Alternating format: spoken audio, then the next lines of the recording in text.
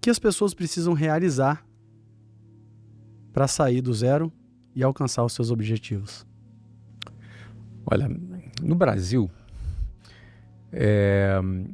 para uma pessoa sair da classe baixa para a classe média, essa transição se chama mobilidade social. Então, o período médio de mobilidade social no Brasil são 9 gerações. Para uma pessoa sair da pobreza para a classe média.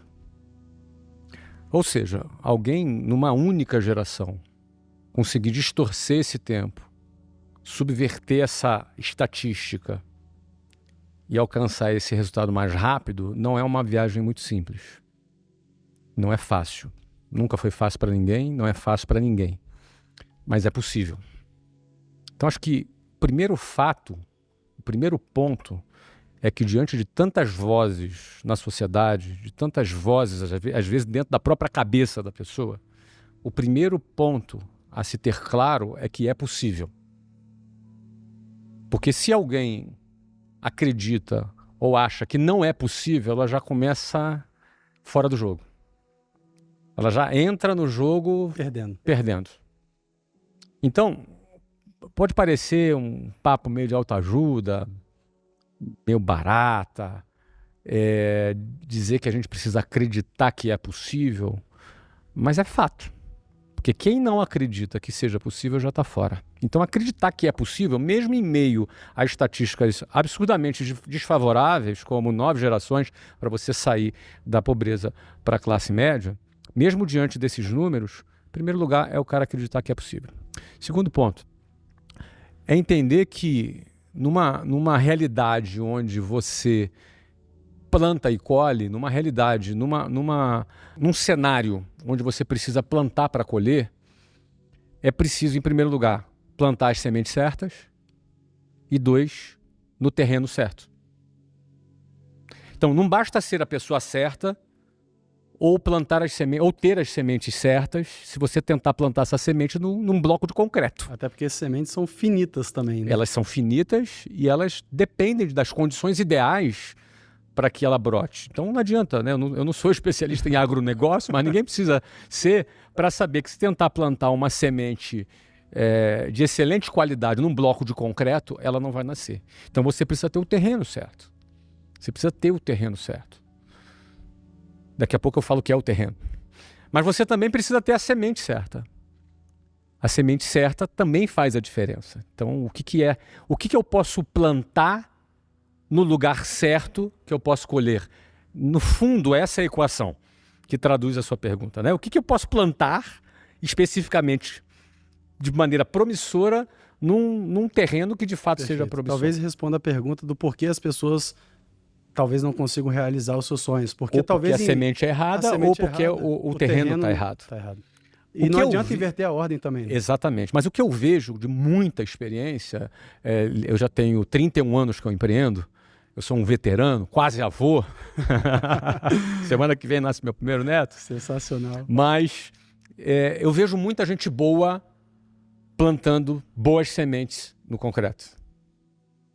Vejo muito empresário esforçado, dedicado, tentando plantar uma boa semente no concreto. É só tu perguntar, na hora de plantar uma semente no concreto, adianta ter pensamento positivo? Não adianta. Não tem pensamento positivo que vai fazer alguém plantar no concreto. Adianta ser esforçado, adianta ser inteligentíssimo, adianta ter conhecimento técnico, e aí nada o cara disso. Gasta energia, foco, fica cansado e não entende o porquê. E não entende o porquê. Não deu certo, porque ele não tá chegando. Tá insistindo naquilo ali.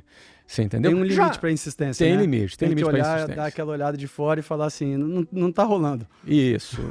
Da mesma maneira, já vi gente em terreno bom plantando coisa errada. Sim. E talvez essa seja uma característica muito forte sua de reparar muito rápido que o terreno não é o certo.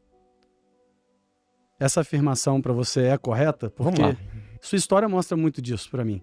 Vamos lá. Eu penso que sim, mas dentro do terreno certo, tem aquele que é mais certo ainda. Dentro do terreno certo, do terreno fértil, digamos assim, você também vai encontrar aquele que é mais fértil ainda, que você vai ter mais resultado ainda. E aí é preciso ter uma dinâmica constante de análise de esforço versus resultado, versus retorno. Porque se eu tenho mais retorno para uma mesma quantidade de esforço, aquele terreno me indica que eu devo focar a minha energia ali.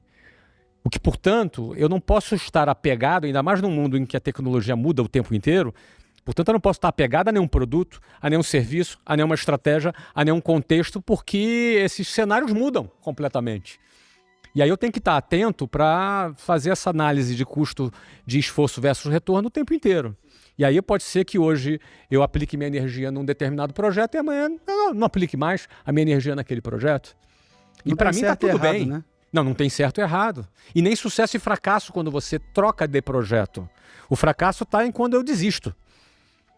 Agora, enquanto eu estou com... mas eu desisti daquele produto. Não, você não desistiu daquele produto. Você está perseverando na busca do seu resultado com outro produto. No fundo, o produto é o meio. O resultado é o fim. Então, se eu troco o meio, eu não desisti do fim. Então, essa dinâmica, ela acontece o tempo inteiro. E aconteceu na minha vida o tempo todo também.